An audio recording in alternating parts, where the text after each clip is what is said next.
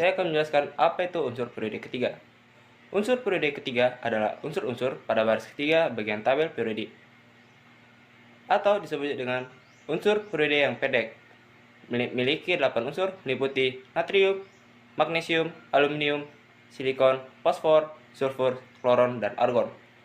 Unsur natrium, magnesium, dan aluminium tergolong logam. Unsur silikon tergolong metaloid. Unsur fosfor, sulfur, dan kloron tergolong non-logam, sedangkan unsur argon tergolong gas mulia. Saya akan menjelaskan unsur natrium dan magnesium dari periode ketiga. Natrium. Natrium dilambangkan sebagai Na. Konfigurasi elektronnya yaitu Na3s⁻1. Kelimpahan unsur atau keberadaannya di alam. Natrium banyak terdapat dalam senyawa alam yang tak pernah berwujud sebagai unsur murni di alam. Natrium mengapung di air. Jika digerus menjadi bubuk, natrium akan meledak secara spontan dalam air. Sifat fisis dan sifat kimianya. Yang pertama, merupakan unsur logam yang berwujud padatan pada suhu ruang. Yang kedua, memiliki densitas sebesar 0,970 gram cm3. Yang ketiga, memiliki titik didih dan titik leleh yang tinggi. Yang keempat, jari-jari atomnya sebesar 190 mikron. Sifat kimianya. Yang pertama, bersifat reaktif. Yang kedua, bereaksi dengan air menghasilkan gas hidrogen dan larutan basah. Dengan persamaan sebagai berikut. Na ditambah H2O menjadi NaOH tambah setengah H2. Reaksi dengan oksigen menghasilkan senyawa oksida. Dengan persamaan sebagai berikut. 2Na ditambah setengah O2 menjadi Na2O. Reaksi dengan hidrogen menghasilkan senyawa hidrida. Dengan persamaan reaksi sebagai berikut. Na ditambah setengah H2 menjadi NaH. Yang kelima, apinya berwarna kuning. Jadi, kesimpulannya, sifat fisis dan kimia unsur natrium dapat ditentukan berdasarkan kecenderungannya. Pada sistem periode unsur yaitu terletak pada golongan 1A, sehingga sifatnya mirip dengan unsur-unsur segolongannya. Contoh reaksi natriumnya sebagai berikut. Kegunaan natrium dalam kehidupan sehari-hari. Natrium memiliki fungsi yaitu untuk membantu fungsi otot dan saraf. Sel saraf memerlukan sinyal listrik yang disebut impuls saraf. Agar bisa berkomunikasi dengan sel lain, impuls saraf tersebut muncul karena adanya pergerakan natrium di sepanjang membran sel saraf. Magnesium. Magnesium dilambangkan sebagai Mg. Konfigurasi elektronnya yaitu 1s⁻2, 2s⁻2, 2s⁻6, dan 3s⁻2. Kelimpahan unsur atau keberadaannya di alam. Kelimpahan magnesium di alam yaitu 1,93%. Magnesium atau Mg banyak dijumpai di alam pada lapisan-lapisan batuan dalam bentuk mineral seperti dolomit atau CaCO3, MgCO3, magnesit atau MgCO3, dan epsomit atau MgSO4 7H2O. Sifat fisik dan kimianya. Sifat fisikanya. Magnesium cukup keras, berwarna putih keperakan. Logam ini adalah yang paling ringan dari semua logam struktural. Logam ini cukup kuat untuk dipakai membangun gedung-gedung, jembatan, mobil, dan pesawat terbang. Magnesium mudah dibentuk dengan cara ditempa, dibengkokkan, dipotong, disambungkan, dan dipadukan dengan logam lain.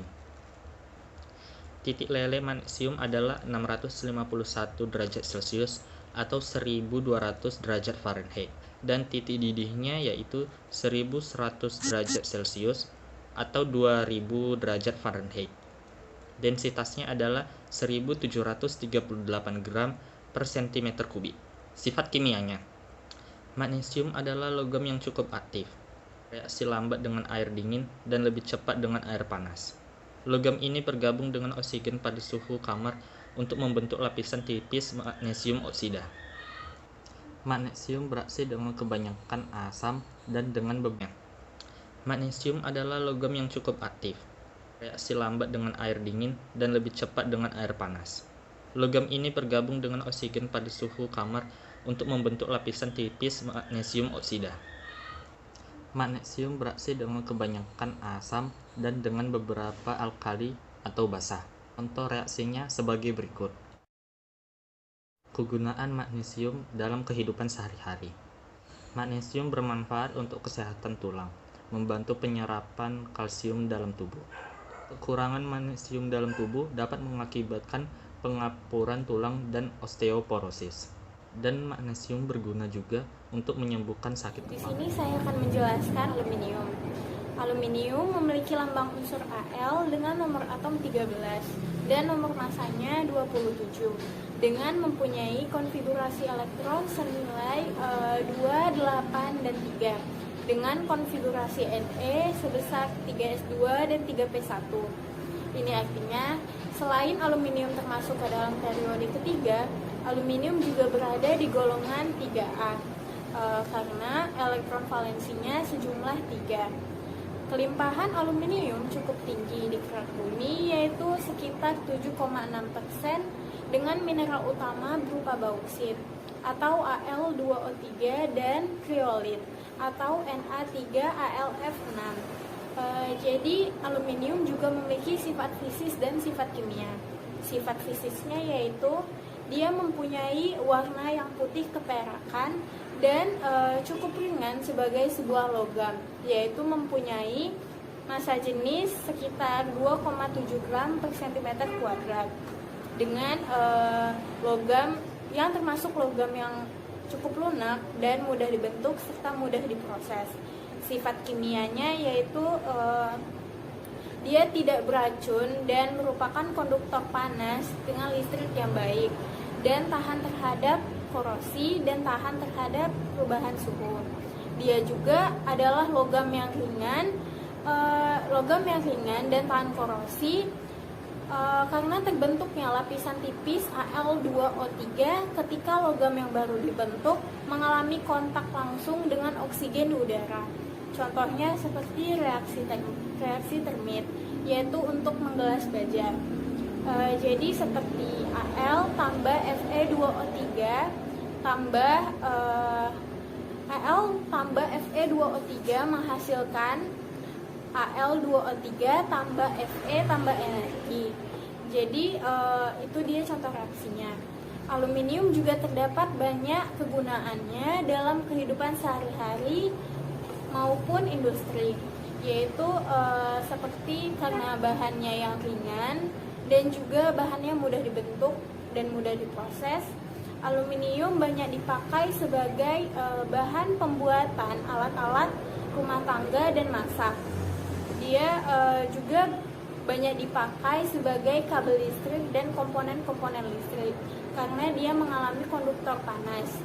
Selain itu juga banyak dipakai sebagai pembungkus makanan, kaleng, aluminium foil karena sifatnya tahan dengan panas dan tidak bereaksi sama sekali dengan makanan. Saya juga akan menjelaskan mengenai periode ketiga unsur silikon. Jadi silikon memiliki lambang unsur Si dengan nomor atom 13 dan nomor masanya 28 dengan konfigurasi elektronnya senilai 2, 8, dan 4 dengan konfigurasi Ne yaitu 3s2 dan 3p2. Ini artinya selain silikon termasuk ke dalam periode ketiga, silikon juga berada di golongan 4A karena elektron valensinya sejumlah 4. Kelimpahan silikon cukup tinggi di kerak bumi, yaitu mencapai 28% dengan mineral utama berupa feldspar dan kuarsa.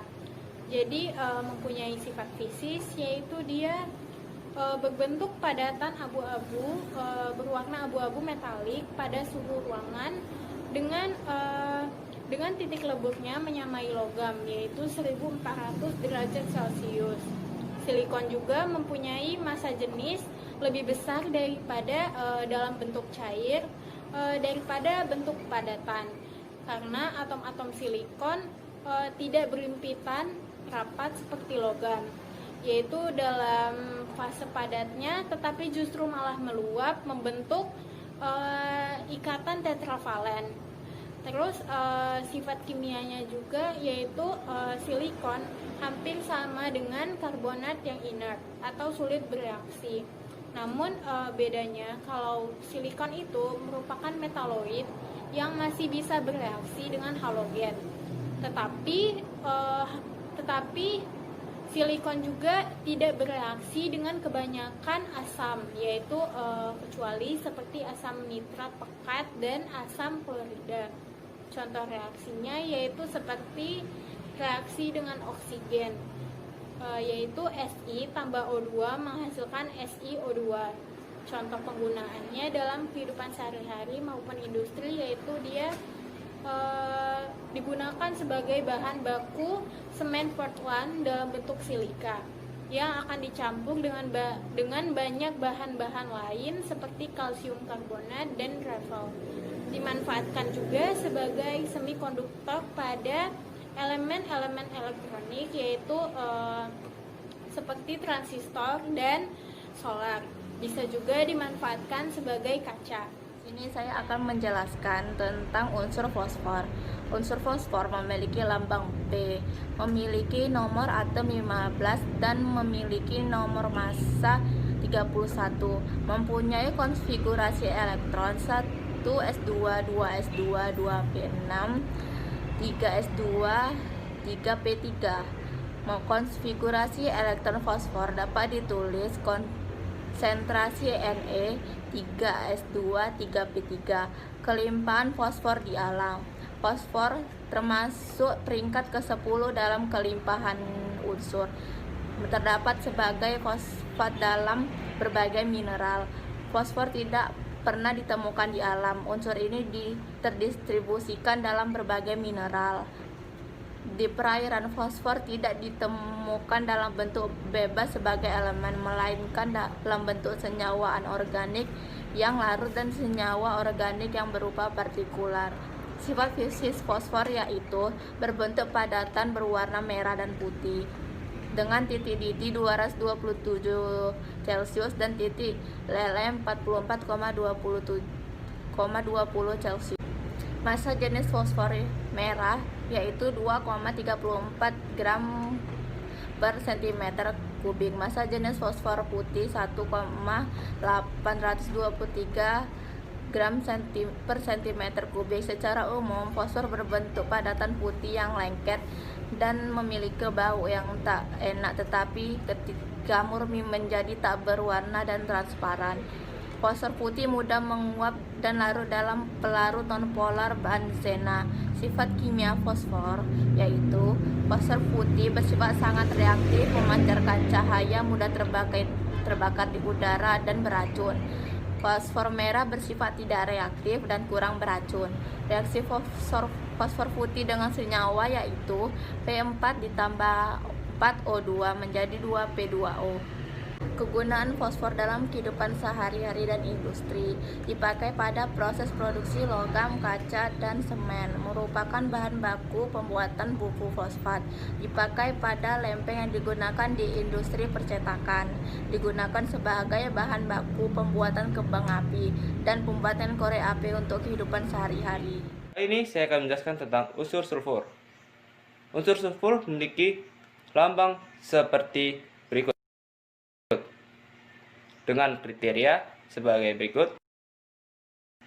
Sifat fisika dan kimia unsur sulfur atau belerang adalah unsur non-logam multivalen, berlimpah, tidak perasa dan berbau. Dalam bentuk alami, unsur sulfur atau belerang berbentuk kristal padat berwarna kuning. Kegunaan unsur sulfur atau belerang bisa dipahami dari gambar berikut. Berikutnya adalah kegunaan unsur sulfur. Pertama, dipakai sebagai bahan dasar pembuatan asam sulfat. Kedua, digunakan dalam baterai. Ketiga, dipakai pada fungisida dan pembuatan pupuk. Keempat, digunakan pada korek dan kembang api. Kelima, digunakan sebagai pelarut dalam berbagai proses. Keenam, belerang bersama KNO3 karbon digunakan dalam pembuatan serbuk mesio. Ketujuh, vulkanisasi karet. Kelimpahan unsur sulfur di alam yaitu 1. Belerang ditemukan dalam bentuk unsur dan senyawanya sebagai unsur. Belerang terdapat di daerah pegunungan vulkanik dan sebagai endapan pada kedalaman lebih dari 100 meter di bawah tanah. Secara alami, banyak terdapat di gunung berapi. Ketiga, sebagai senyawa, terdapat senyawa sulfurida seperti Fs2, Pbs, Cu2s, dan H2s. Sedangkan sulfat seperti CaSO4, 2H2O. Berikutnya adalah contoh reaksi sulfur. Pertama adalah reaksi dengan udara atau O2. Sulfur S ditambah O2 atau gas menjadi SO2 gas. Yang kedua adalah reaksi dengan air atau H2O. SO3 atau gas ditambah H2O atau gas sama dengan H2SO4 Aquades. Nah, tadi adalah penjelasan penggunaan contoh reaksi dan sifat fisik kimia dari unsur sulfur. Saya akan membahas tentang unsur klor. Klor atau yang dilambangkan dengan Cl memiliki konfigurasi elektron Ne 3s2 3p5. Kelimpahan unsur klor di alam terdapat di senyawa halite atau NaCl, silvite atau KCl, MgCl2, dan CaCl2. Terdapat di kerak bumi sebesar 0,2% dan terdapat di air laut. Sifat fisik dan sifat kimia terdapat di dalam unsur klor. Yang pertama, wujudnya berbentuk gas. Yang kedua, memiliki warna kuning kehijauan. Memiliki titik didih minus 34 derajat Celcius. Dan memiliki titik leleh minus 101 derajat Celcius. Selanjutnya, kegunaan unsur klor. Yang pertama itu berguna untuk penjernihan air. Yang kedua, Cl2 dipakai pada disinfektan. Yang ketiga, KCl digunakan sebagai pupuk. Yang keempat, ZnCl2 digunakan sebagai solder. Yang kelima, NH4Cl digunakan sebagai pengisi baterai. Yang keenam, digunakan sebagai penghilang tinta dalam proses daur ulang kertas. Yang ketujuh, digunakan sebagai penghilang bakteri pada air minum. Yang terakhir, dipakai di berbagai macam industri. Dampak negatif klor bagi manusia dan lingkungan.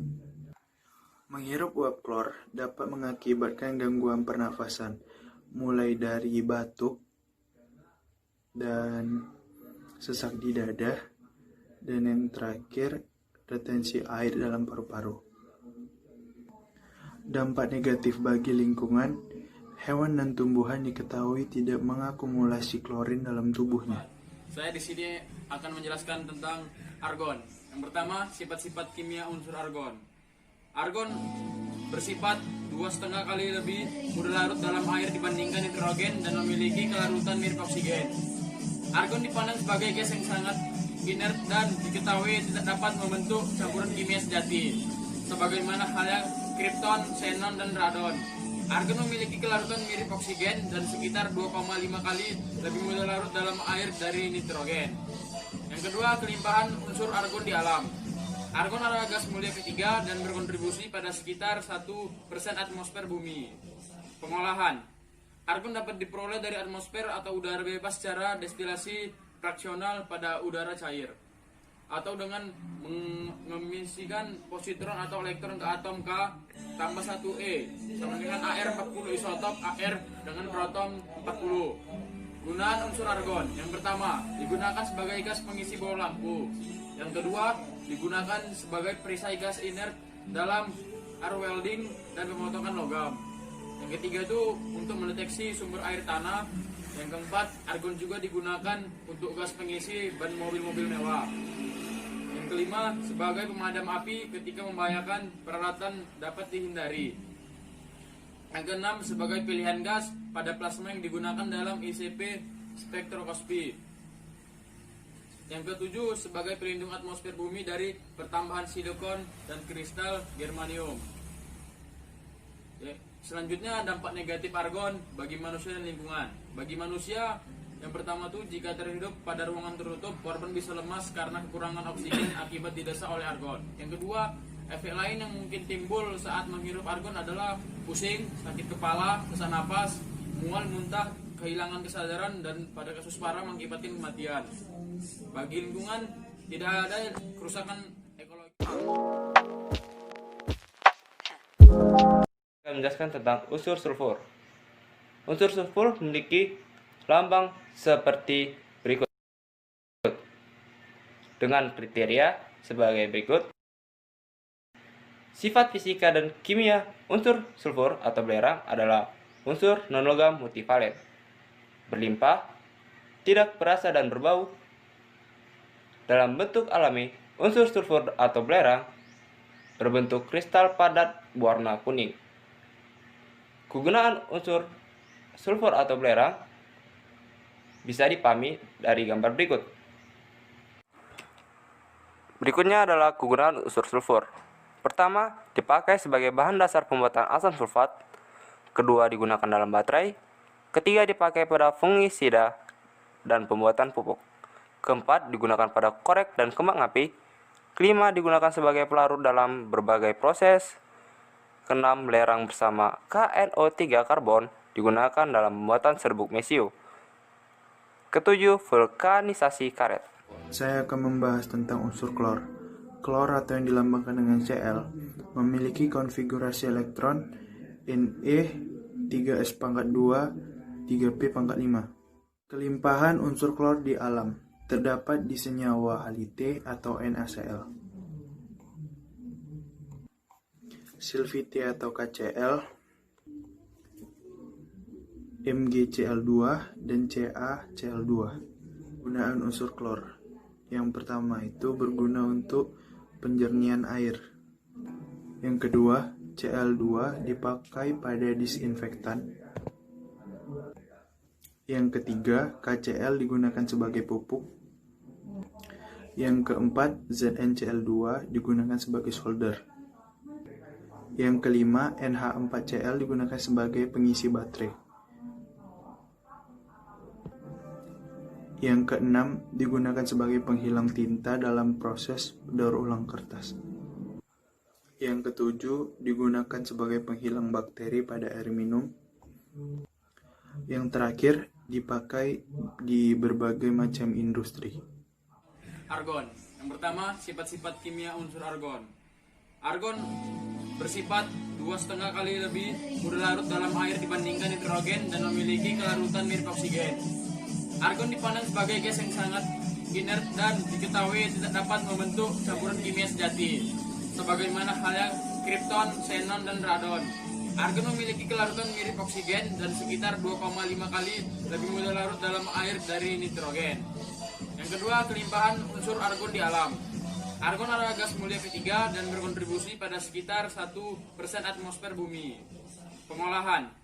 Argon dapat diperoleh dari atmosfer atau udara bebas secara destilasi fraksional pada udara cair, atau dengan mengemisikan positron atau elektron ke atom K tambah 1E sama dengan AR40 isotop AR dengan proton 40. Gunaan unsur argon. Yang pertama, digunakan sebagai gas pengisi bola lampu. Yang kedua, digunakan sebagai perisai gas inert dalam arc welding dan pemotongan logam.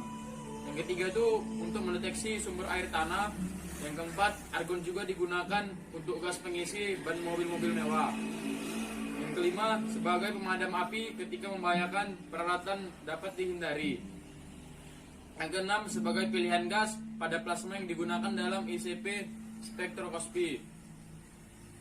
Yang ketujuh, sebagai pelindung atmosfer bumi dari pertambahan silikon dan kristal germanium. Selanjutnya, dampak negatif argon bagi manusia dan lingkungan. Bagi manusia, yang pertama tuh, jika terhidup pada ruangan tertutup, korban bisa lemas karena kekurangan oksigen akibat didesa oleh argon. Yang kedua, efek lain yang mungkin timbul saat menghirup argon adalah pusing, sakit kepala, sesak napas, mual, muntah, kehilangan kesadaran, dan pada kasus parah mengakibatkan kematian. Bagi lingkungan, tidak ada kerusakan ekologi.